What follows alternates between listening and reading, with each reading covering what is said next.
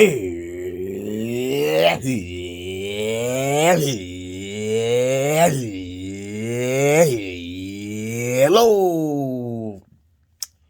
brothers and sisters of light and dark. Welcome to my page, in which I try to talk about common sense, and I try to keep it down in the nitty gritty, under 10 minutes. And if it goes over 10 minutes, it's something very, very, very fucking important. And not that these videos are not important to liberals, libertards, people who believe in God, people who like to smoke, people like to drink, people like ayahuasca, people like DMT, people who are sensitive, people who are biased. That's like 80% of you massive asses.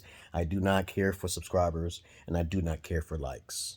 It doesn't mean nothing to me. It just means that there are a few people that understand me and can relate to me, can vibe with me. I don't care about the million subscribers and all of the money. I'm not that ambitious. Okay, all right? All right, live free or die trying. All right, that's what I believe in. While everybody else is thinking about being high value, you need money for this, you need money for that, you need money for this. No, it doesn't work that way with everybody. All right. Now, if you have any comments, questions, insults, or even roast fest, I like insults. I like when people call me names like crazy crackhead, okay, some shit like that. Someone's made some fun about my mole. I don't know. I mean, you know, y'all ain't no funny motherfucker. Say something about my peanut head or something. Jesus Christ. Okay, I don't mind. I'm not going to block you. If it's funny, I'm going to let it be seen, okay, right? Because I do have a sense of humor. Unlike a lot of people out there who's down with the cancel culture and the soft far left sensitive NPCs out there. Okay, I know you can make fun, have fun. Life is fucking short, right? But let's get on with the subject. As I said before, I was gonna make the video, and this is a video that's from the response video I made about 8 signs of fake love. Okay. But this video is about 8 signs that someone is in true love with you. Though I have never felt it before, I have given my philosophy and understanding on how it feels, though, because I have never really encountered someone who was truly in love. Oh, yes, I did. I got to take it back. One time when I was homeless and I saw this couple on the street, both people were homeless. Both of them were pretty reasonably attractive for each other. They both, one guy had a guitar, they both was white, and I had a conversation with them. As a matter of fact, I met a couple people who were naturally in love. I met a 78, they were pretty old, and they wanted to be friends with me, but I lost their number by accident. I remember they was at the GameStop, and I asked them questions. These are the questions that I asked them to know what true love is. And of course, I'm going to go down the list of things that's how I know what true love is. But I never felt it before, which is sad, right? I lost my virginity when I was 31. So that means I'm a real alpha. So I just knew how to pick them. So I had to take another way out to try to see pussy in real life and also on the porn, okay? But now, since I've grown so much from a beta to a beta alpha to an alpha, I've never fucked used vaginas. Only with strap-ons, okay? So, and then I get paid too. So let's get on with the subject. Enough about my life. You know, it's pretty interesting as it is. Please read my description box down below. But this is going to be less than 10 minutes, okay? Because I told you my life is more interesting than most of your lives. Because I've seen some shit in my life, but you would not understand. I've seen some shit. But let's get on with the list. It's eight traits of true love, okay? This is from my experiences only. Now, you can go anywhere you want. I'm just trying to tell you what 8 traces of love is. I might even get to a 9. The first thing is that a person is upfront and honest, because most of the time when people are meeting people, it's usually a sexual attraction. You gotta bypass that sexual attraction. The first time you meet someone, you have to be open and honest if you really are digging their sexuality. You know, you got to ignore the sexual energy, but you are attracted naturally to one another. You got to be falling for your type. So if you're a fatty, you belong with a fatty. If you give yourself a 7, you should give yourself a 7. Now, as I said before to a lot of women, if you want to know your true number, you cannot wear makeup, earrings, and all that fake shit on your hair. You can't do that.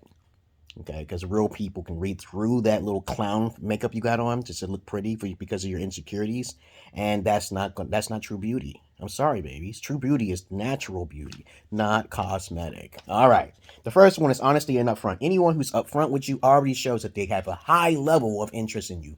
But most people are not upfront with one another, and this is why most relationships fail. Number two, okay, standards. Okay, you are actually being upfront and then telling your standards, okay, up front, because what happens is that lots of people don't talk about their standards and their needs and desires in a relationship early on in the relationship. Okay, you list the things, all of the things about yourself, what you need, and all of the criterias. And also, when you're doing number two, you have to see up front if you're compatible or not. Now, the next, number three, okay? Number three, instructions on how to. Let's say, for instance, you got deep in your conversation throughout the whole week. It takes a week to really know someone if you just take the time to understand what I'm going through, eight reasons here. But you got to have instructions on how to diffuse certain things, because if you don't, let's say someone gets upset, there has to be some sort of button that person has to press to know they get upset, because I get upset easily. Depends on what it is, though. Very small, few things can make me upset. But I do have a tolerance level, okay? See, that's number three. Instructions on how to diffuse that tolerance level. Four, you have to be like a motherly love. Most people who are capable of love have empathy and, a sympathy, okay? They also are complimentors. Though most women are not good complimentors and good communicators or good listeners, you have to have a motherly type of love, not just taking care of a child because you're getting a paycheck from the white daddy, okay, which a lot of women do. As I said before, I don't hate on women. It's just the facts, okay, because I know a lot of guys get thrown under the bus because they lack the knowledge to reverse that shit. And that's what I do. I try to help the guys who's thrown under the bus, okay, so that before they start killing motherfuckers, okay, start getting mad, okay. Other than that, let's go to number four. Number four is motherly love. A lot of women don't know how to love their children, so the children become corrupt, and then one thing leads to another. The fathers are not there. All right. Fatherly love is more logical and overprotective type of love. But let's continue on now. You have to have that type of love, like a motherly type of love when you're in a relationship. Number five, okay, testing. Red lines. As I said this before, number two, your standards. If you don't test someone, okay, and see what their breaking points are, you're in a world full of hurt. You got to know their limitations, okay? You got to know someone's limitations. This is why I always say it's important to test people, okay?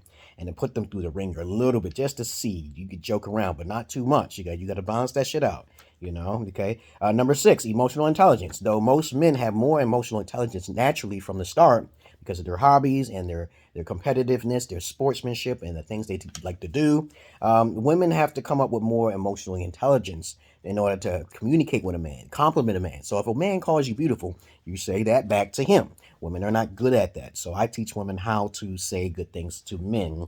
Other than that, sexual compatibility is very important early on, naturally. But women already know this. If they're attracted to you, they will basically do more things. If they're less attracted to you, they'll do less things, okay? And it depends on her background, because it's important to understand the history of people, all right? Okay, you have to study the history of people. You have to know their history so they won't do it again. They might get you in some trouble if you don't. But of course, emotional intelligence usually plays on the role of the woman is lacking in that department, okay, naturally, common sensely, okay, factually. Now, number seven, I'm giving back reciprocation, okay? Reciprocation means responsive, being attentive to the compliments that is being said, and they keep a record of that shit, okay? Because lots of times when I say you give back, you have to make sure you're very thoughtful with compliments, okay? You're remorseful if you make a mistake. You're apologetic. Women are not these things. Men are doing too much, and that's a fact, okay? Because they always say sorry, because they're usually eager for the ass. They're urgent. They always like, hey, I want some ass. Okay? Women want to get angry, and they don't know how to compartmentalize. The women who are the best fuckers are those women who know how to compartmentalize, okay? Which is another subject for another day. And number eight, understanding, okay? It is very important to understand when someone's upfront with you, okay? A lot of people are really not upfront, but to understand what the person means and why they feel this way is very fucking important. And so I gave you 8 good reasons how to find out if someone loves you. They're giving you things. They're being reciprocative of your emotions. They're receiving your compliments and returning it back. They return gifts, okay? They receive you sexually the correct way and yada yada, intellectually, blase blase. This is under 10 minutes. And also, I've already talked about the kindred spirit and the soulmate. Most people seek out soulmates because they don't know themselves, or they might not even like themselves. It is very important to be compatible from the jump before you get in too deep.